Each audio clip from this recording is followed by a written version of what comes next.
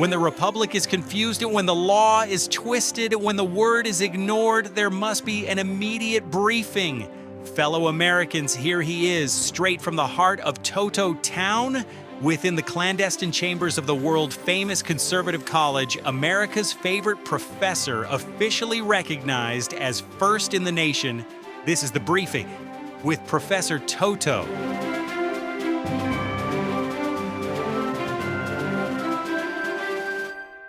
Ladies and gentlemen, Fulton County, Georgia has admitted, their public officials have admitted what you and I already knew. Yeah, we knew it 4 years ago. They have admitted that their election was illegal. During a hearing before the Georgia State Election Board, county officials from Fulton County acknowledged, I want you to listen to these numbers carefully, they acknowledged that 315,000 early ballots, that's an amount 3 times the size of the city of New Orleans.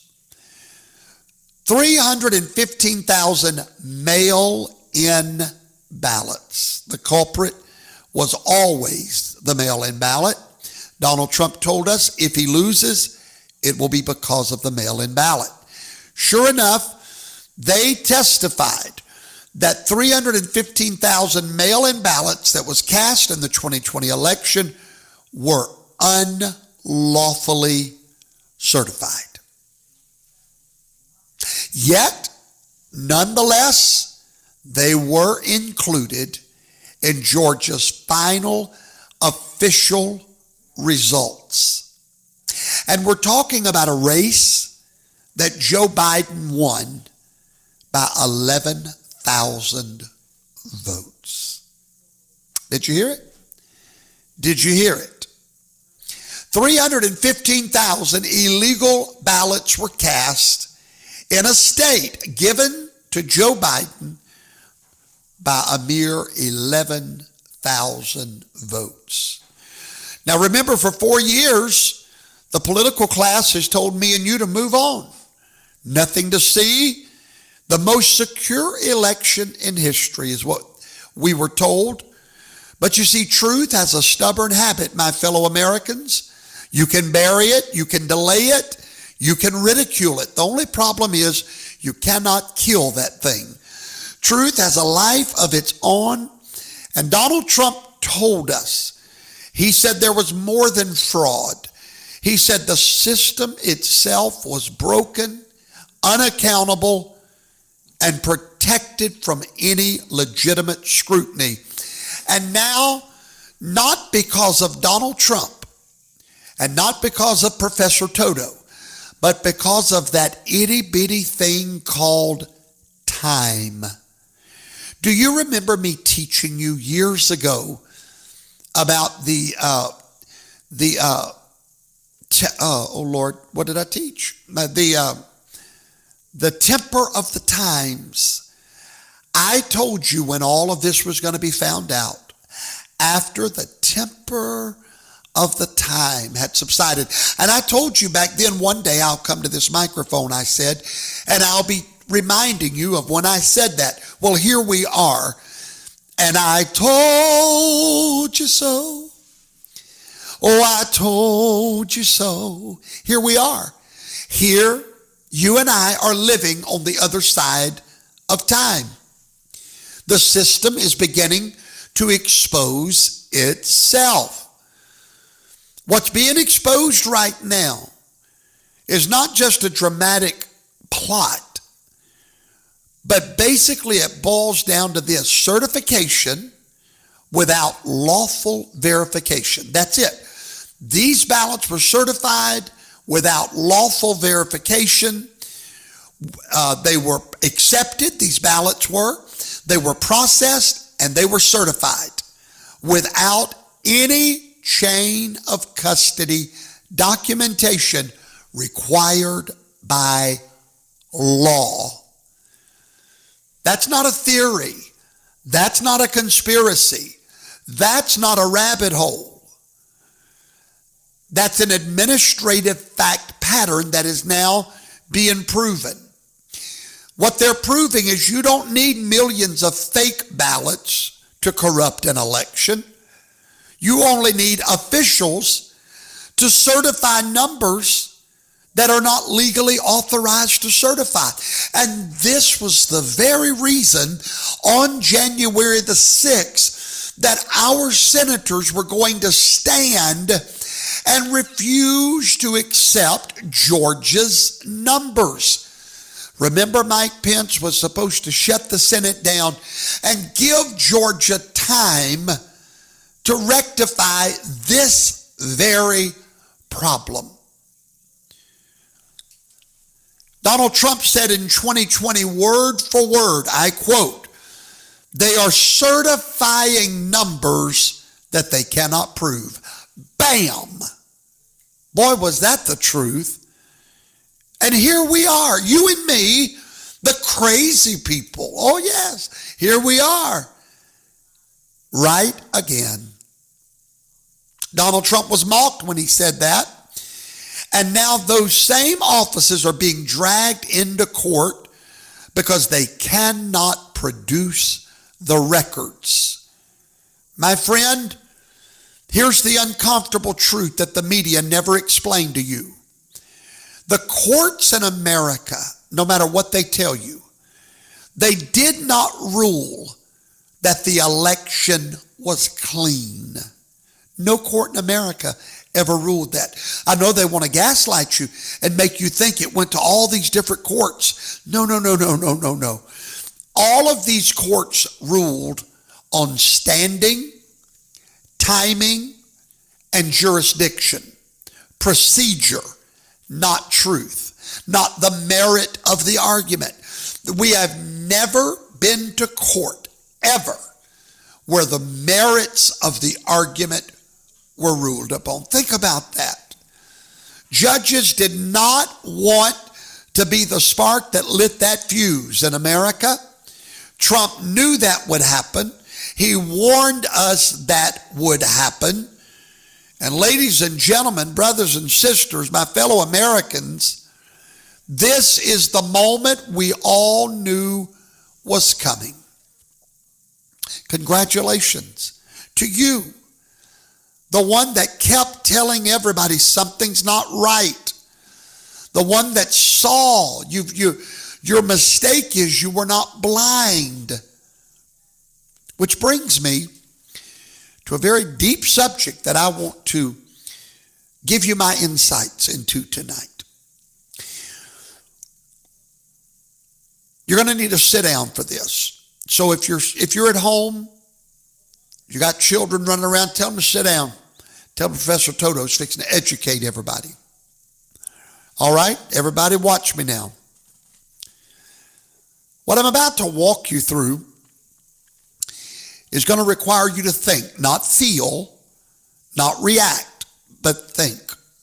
And I know that's asking a lot in 2025, but I want to go back over that phrase that I introduced to most of America 4 years ago. Fraud vitiates everything. Do you remember the first time you heard that? The hope that it brought to your heart. Do you remember how those words sounded almost this beautiful?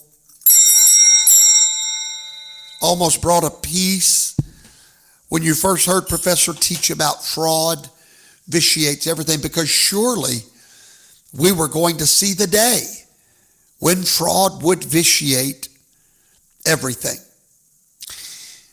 That phrase, fraud vitiates everything, I've been thinking about it for 4 years, and of course, my main question is, why didn't fraud vitiate, undo the election of Joe Biden? And it didn't. We all have to admit that. We all have to confess that indeed, Joe Biden served a full 4-year term, as I told you he would, and his presidency was not undone, even though we're learning what we always knew, that fraud vitiates everything. So I have had a long time to think about it. And I've come up with some things that's troubling and yet reassuring. It's going to require you to truly hear me tonight. The phrase fraud vitiates everything is a moral principle. And it's powerful, but only when it's convenient. Tonight, I'm going to show you the greatest magic trick in American jurisprudence. I'm going to show you how the same courts, the same judges, the same legal system can look at fraud in one case and say, void it all. And they can look at fraud in another case and say, well, let's not be too hasty. Same principle, same court, different outcomes. By the end of this class tonight, you're going to understand why fraud did not vitiate the election of Joe Biden. Let's start with the basics. Fraud vitiates everything. What does it mean? Vitiate is a Latin legal term which means to impair, to invalidate, to corrupt so thoroughly that it just cannot stand. Vitiate is a powerful word. When fraud is present at the foundation of something, a contract or a deed or a marriage. Quick example. If someone in my church marries someone and you find out that the person you married is not the person, maybe they were a homosexual and you didn't know it, maybe a child molester, you didn't know it, had a criminal history they never told you about, then fraud was committed upon you. Maybe they were in bankruptcy and they're about to lose everything. You didn't know this. You went into that marriage under fraudulent pretenses. Those marriages are annulled. Why? They never existed to begin with, because that is a illegal contract. You can never build a contract on fraud. Ever, ever, ever. You cannot build legitimacy on a lie. Now, this is not controversial. What I'm teaching you now is American Law 101.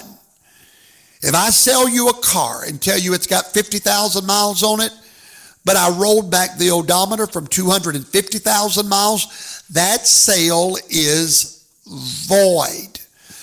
If I forge your signature on a house deed, transfer your house to myself, no matter what I signed, that contract is void. If a corporation lies to shareholders about earnings, those financial statements are void. The SEC will come looking or knocking. People will go to prison because fraud vitiates everything. If a witness lies under oath, their testimony is struck from the record. The jury is told to disregard it because fraud vitiates everything.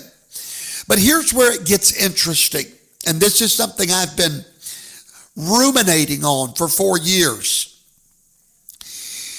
This is where we cross over from Toto's classroom into a real courtroom, into the smoke-filled back rooms where the real decisions get made. What happens when fraud isn't in a car sale or a property deed? What happens when fraud is in an election? Now that's where suddenly the principle starts to get complicated. Now here's the thing that the mainstream media will never tell you. Elections have been voided in America. Let's know that. There's been many times when elections have been voided in America by judges and courts, by the legal system. Whenever fraud was proven, then what would happen was the judge would say, this cannot stand. Maybe it's a county commissioner race, city council race, school board election, state legislative contest. As a matter of fact, just a few years ago in Texas, a judge ordered a complete redo of a county judicial election because over 1,400 illegal votes were documented. 1,400 votes. And the judge said, that election is void. Do it again, because fraud vitiates everything. The principle held, the system worked, justice was done. But notice something. County commissioner, city council, school board, state legislature. Notice the smallness of those elections. This is very important. I'm going to help you settle this tonight in your mind. What's missing from that list? Something much bigger with much more consequence. The President of the United States. And here's what I have figured out, and it's taken me years to do it. The principle fraud vitiates everything has what I call an altitude limit. Below a certain elevation, fraud vitiates everything. Above that elevation, fraud vitiates nothing. Think of it like this. Think of the clouds. Below it, you get justice. But above the clouds, we go for stability. Below the clouds, we go for principle. Above the clouds, we go for pragmatism. Below the cloud, we go for truth. But above the clouds, we go for survival. And who gets to decide where that cloud line is? The people in the clouds. The same judges, same institutions, the same power structures that benefit from things staying exactly the way they are. They're the ones that get to say, well, fraud at this level above the clouds requires a remedy. But fraud at that level, way above the clouds, now that's complicated. Follow me? Below the clouds, let's provide a remedy. Above the clouds, let's provide stability.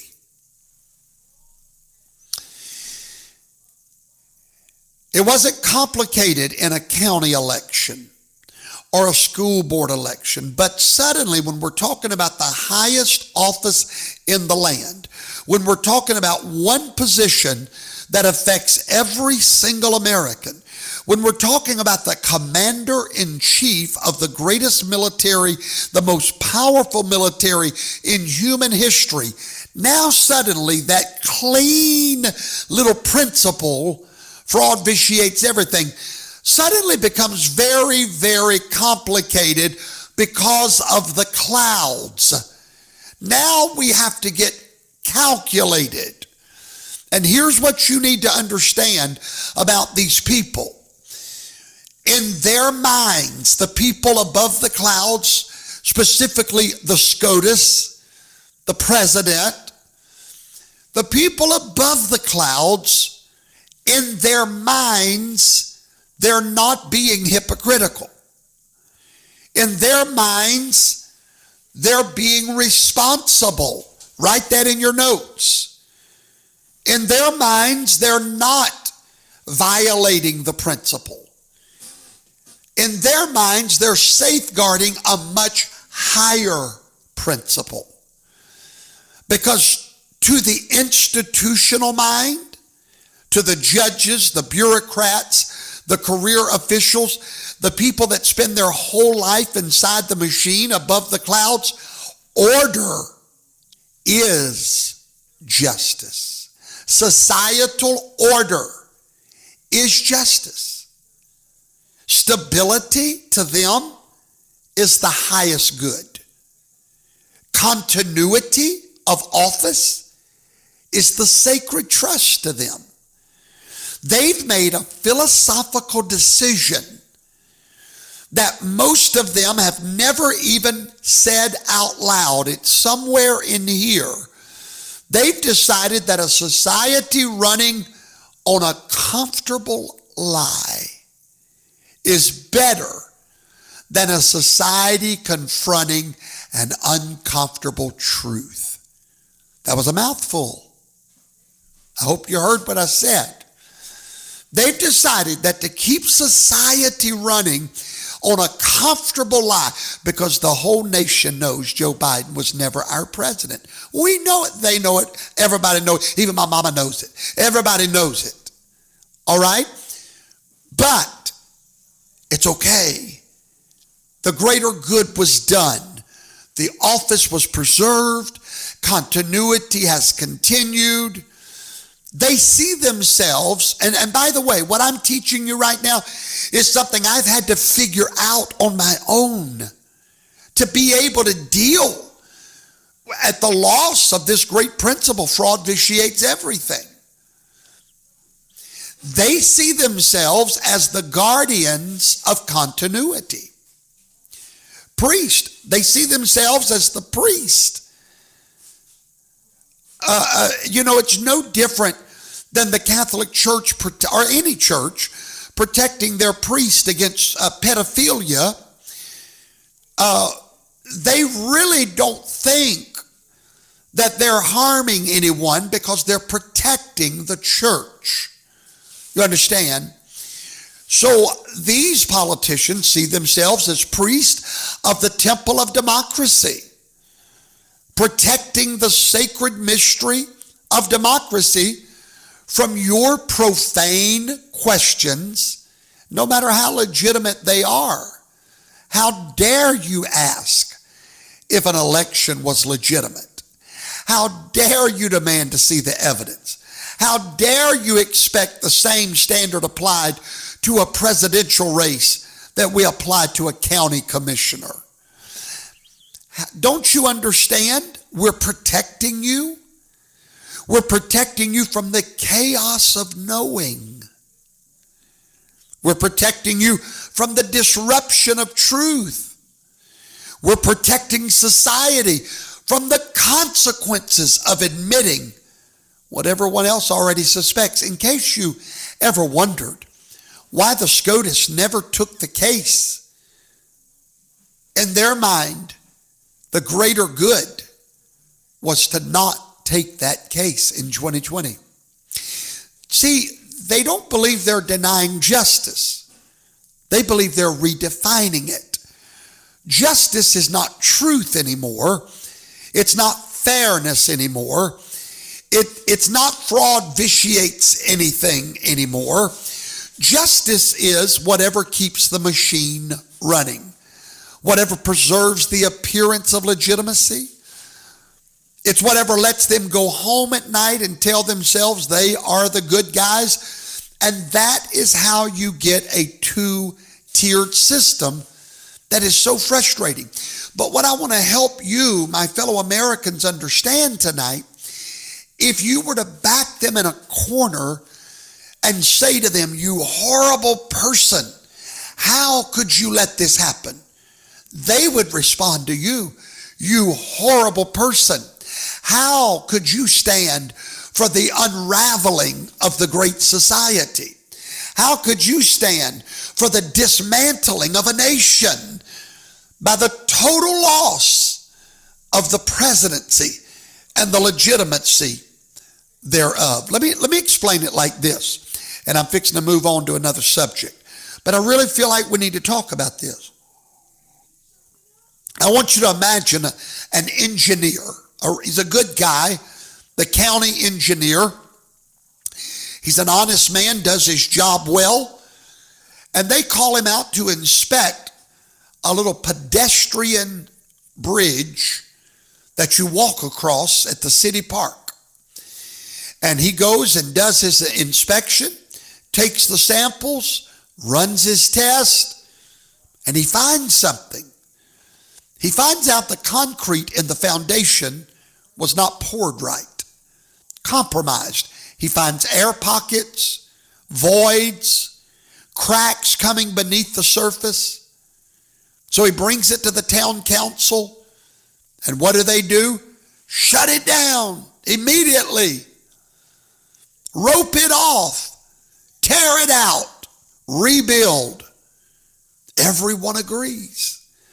Bad concrete means you cannot trust the structure. Nobody argues, nobody hesitates, nobody says, well, people have been walking on it for years and nothing's happened.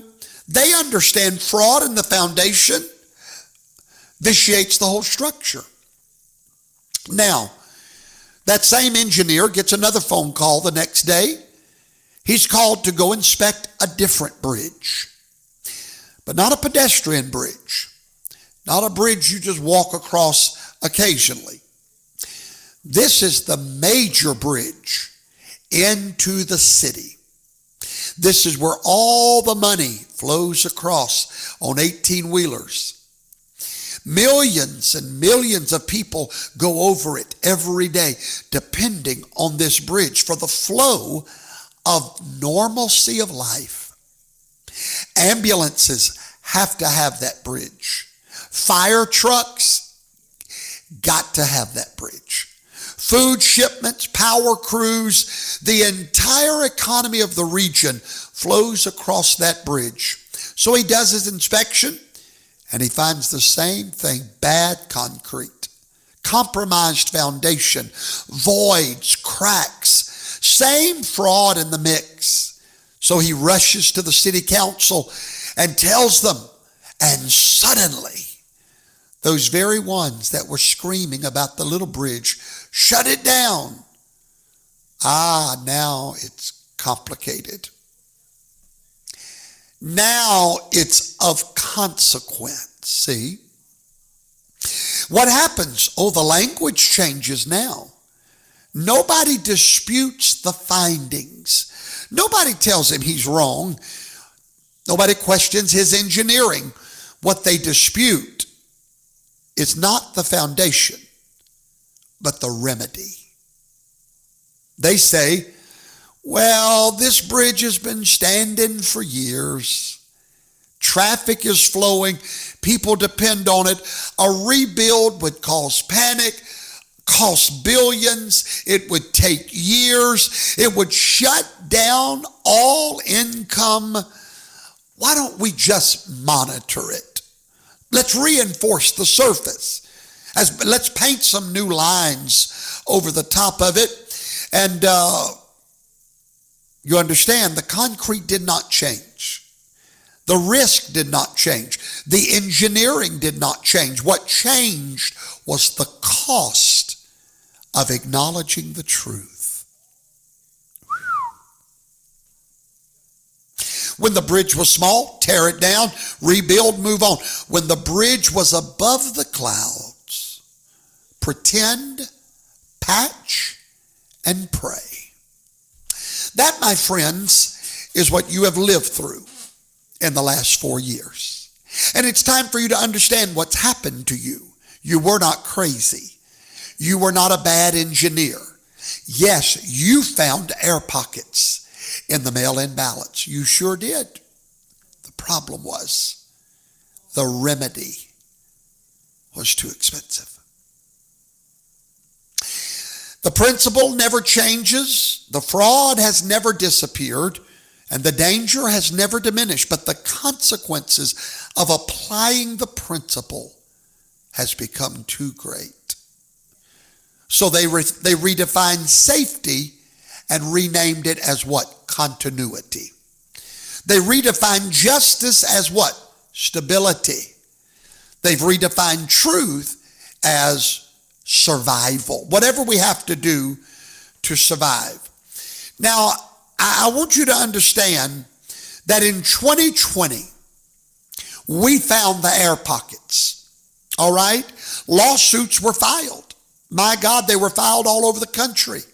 Dozens of them. In multiple states by multiple parties. And what happened to those lawsuits?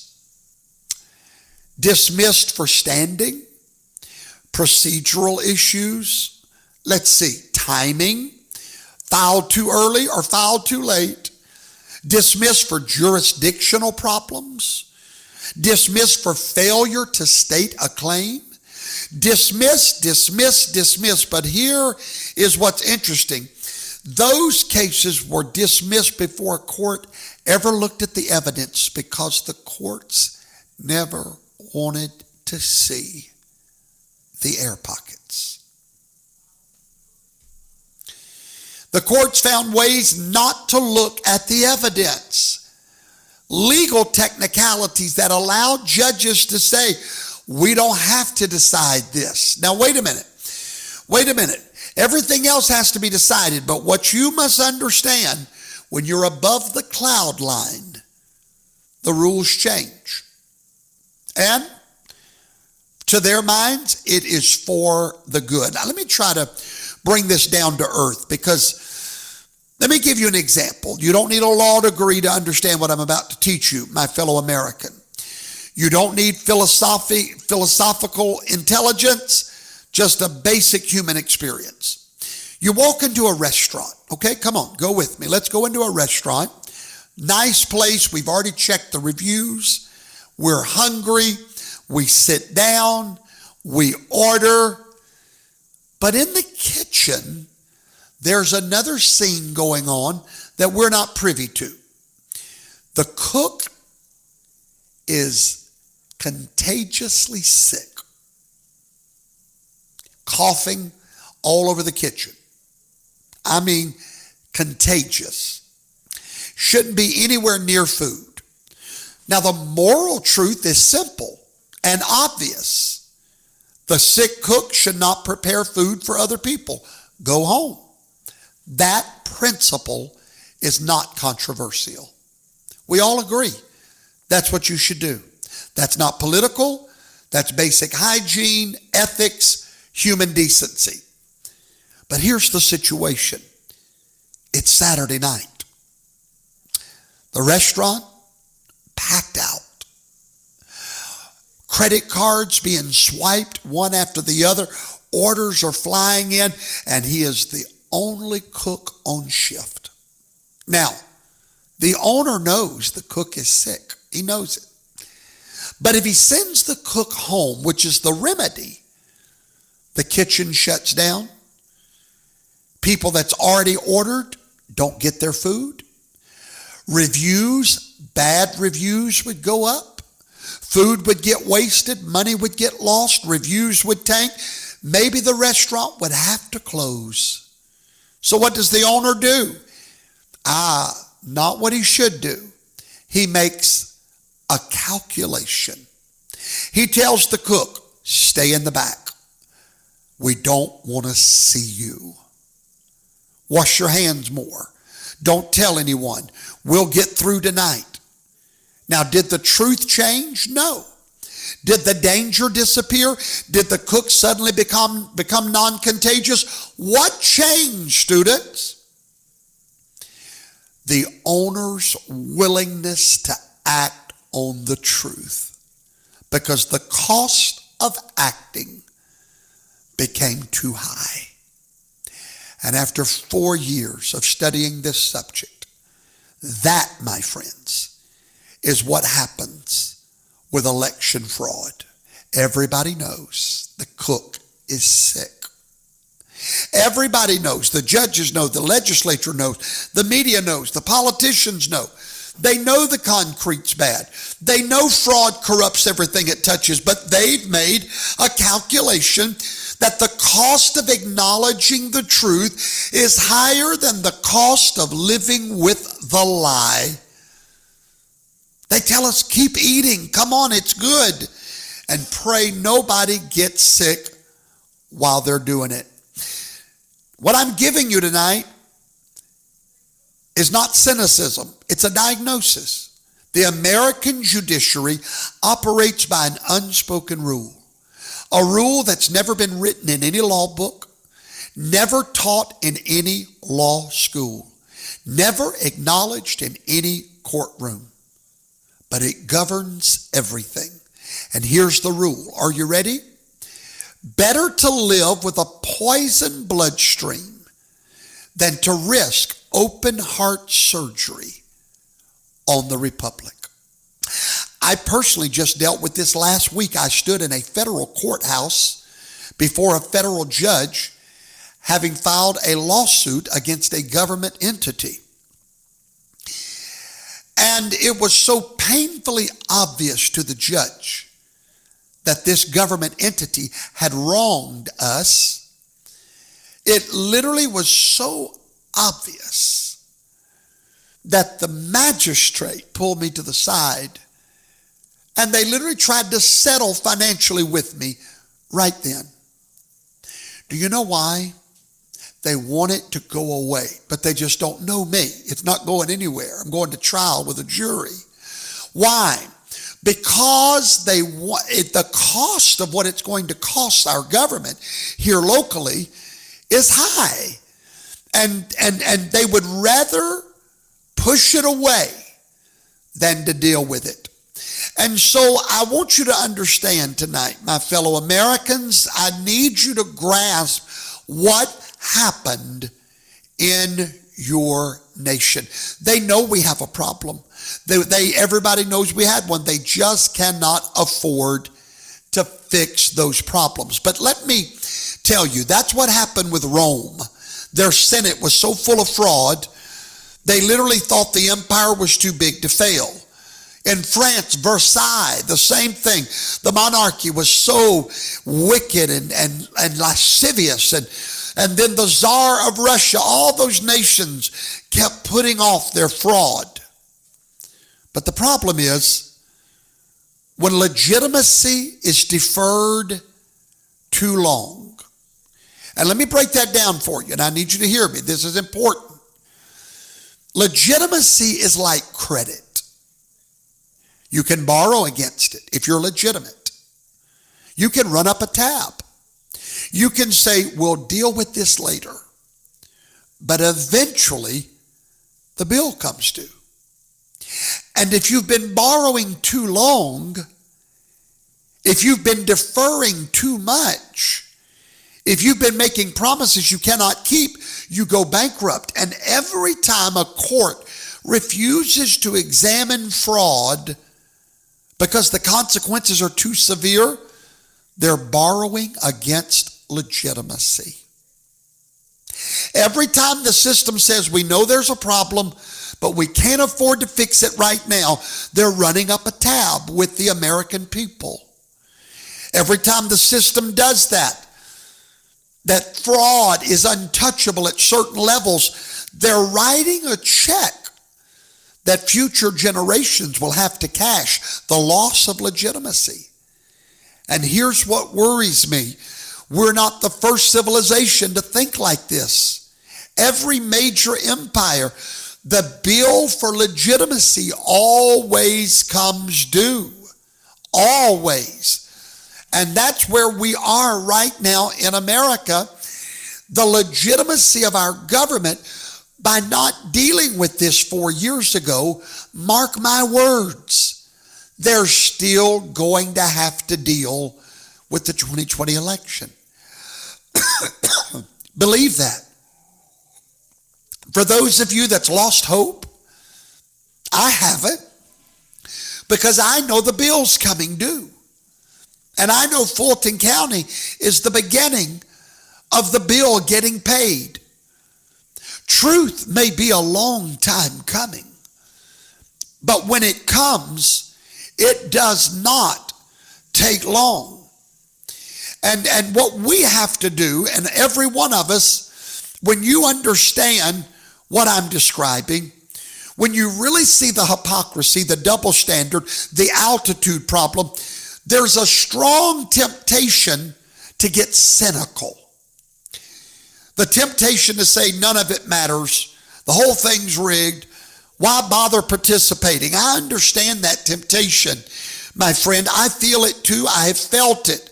But I want to warn you against it. Because cynicism is exactly what they want. Think about it. If you believe fraud is unaddressable, you stop fighting. If you believe the system is irredeemably corrupt, you stop engaging. If you believe truth doesn't matter above a certain altitude, you stop demanding it. Cynicism does not threaten power. Cynicism serves power.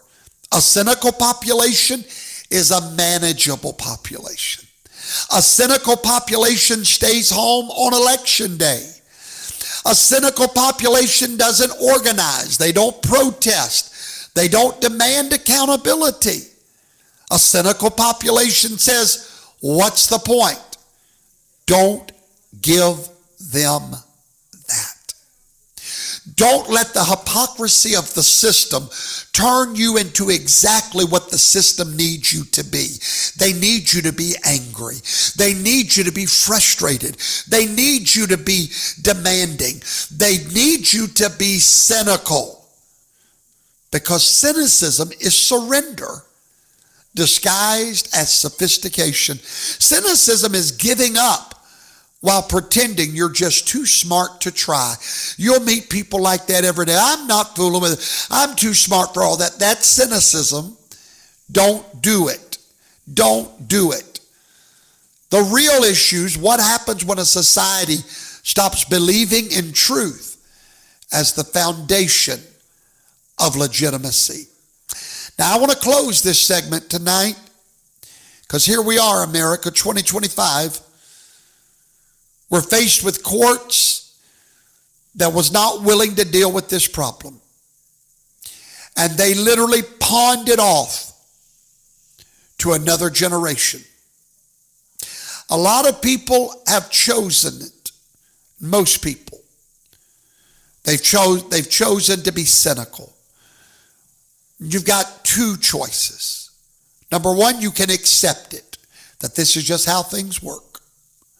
Or number two, you can reject it. You can reject the premise that some fraud is too big to address. You can reject the premise that stability is more important than truth. You can reject the premise that the system's survival matters more than the system's legitimacy. And you can demand truth and believe for truth and wait for truth. Because I want every one of you to know something. If you've understood what I'm saying, you're probably feeling something. And that may be what we call grief. Not anger, not fear, but grief. Because what I'm describing is a loss. The loss of the country you thought you lived in. The loss of the justice system that we were taught to believe in. Grief is the right response to loss. It's okay to mourn and to feel the weight of what we've endured. We were told fraud vitiates everything. We believed it. We built our understanding of justice on it and discovered now that it has a limit that does not apply above the clouds. That's a loss. There's a thing about grief. Grief's not the end. Grief is the beginning of something new. When you grieve a loss, you're not giving up. We have grieved a loss in this nation. But you have to acknowledge the reality so you can move forward. And moving forward is what we have to do now. Because here's the truth. That principle is not dead. Fraud still vitiates everything. And these judges, what they did, they know. Every judge that rejected this knows it's going to come out. They're just praying it does so on somebody else's watch. Fulton County, Georgia, you're the beginning. Because I tell you and the whole world, fraud still vitiates everything. And here's what that institutional mind cannot grasp. I know a God who specializes in this situation. The one who sits in heaven and laughs at the schemes of men. I know the God who told us through Joseph, through David, through Daniel, through every prophet that ever stood against corrupt power, what man meant for evil, I will turn for good. He proved it with the return of Donald John Trump. What they tried to do, we had to sit and wait for 4 years. But when God got the last word, you listen to me, Donald Trump is back in office because fraud did vitiate everything. You remember, truth is never, ever dependent on a justice system. Truth lives on its own. And they may have think they've gotten by with something, and that delay means victory. And you may think by running out the clock that you won, Fulton County, but you've just given God more material to work with. You've made the redemption story more dramatic. You've set the stage for a deliverance that will be talked about for generations, because our God doesn't just expose evil, he repurposes it. You understand that? He doesn't just expose evil, he repurposes evil for his good. He takes the very weapons formed against his people and his president and turns them into instruments of his blessing. He takes the years that the locusts have eaten and restores them. He takes the lies that were meant to enslave us and uses them to awaken us. He takes the neighbors that meant to shut you down to bring you your biggest financial blessing. Fulton County is just the beginning. One crack in the dam. And once truth starts flowing, my fellow American, you cannot stop it. You can delay it, you can deny it, but you cannot hide from it. Because the truth isn't just an idea. Truth is a person. His name is Yeshua. And he said, I am the way, the truth, and the life. And if truth is on your side, what can the guardians of lies do against you? America, I've tried to teach you tonight. I've tried to explain what you've just lived through. Yes, the system is hypocritical. The courts have failed in the past. The principle has been selectively applied. The damage has been done. But we serve a God that is not limited by human courts. I'm so glad about it. I'm so glad about it. We serve a God that's not bound by institutional timelines or Supreme Courts. We serve a God who takes exactly this kind of mess and makes it into a testimony. So don't lose hope, America. Our best days are right here. And in my monologue tonight, which starts in just a few minutes, I've got some news for you. Trump 28. We need to talk about that. Don't give in to despair. Don't let their temporary victory become your permanent defeat, America, because temporary is all they get and permanency belongs to God. The truth is coming, friends. It's coming to Fulton County. It's coming to every state, to every institution. It's coming to every judge who thought they could defer it past their watch. And when it arrives, it will arrive. Not with vengeance, not with violence, but with the quiet confidence of people who knew all along that fraud truly does vitiate literally everything. Everything. Everything. I'll be right back. Robotics, AI, electric vehicles, defense systems, solar, medical technology. All of them are ravenous for silver, not gold. Gold has a sister, and she is being consumed. Would you bring me some tea, They baby? are Yahweh's money, created by his hand, tested by time, trusted by civilizations that actually understood collapse. While everyone crowds the gold counters, silver disappears into the machines that run our world. The Romans knew, biblical merchants understood, but we've forgotten, trading substance for paper promises. Watch your dollars print into worthlessness, while silver builds the future. Traditional dealers mark up everything, a constant leak, a slow bleed from your investment. But there's another way, a cooperative approach. No markups, no commissions. Buy at cost. Direct access to God's money. Visit www.godsmoney.info. Book your free 1-hour appointment. From illusion to substance, from paper to permanence, the choice is yours.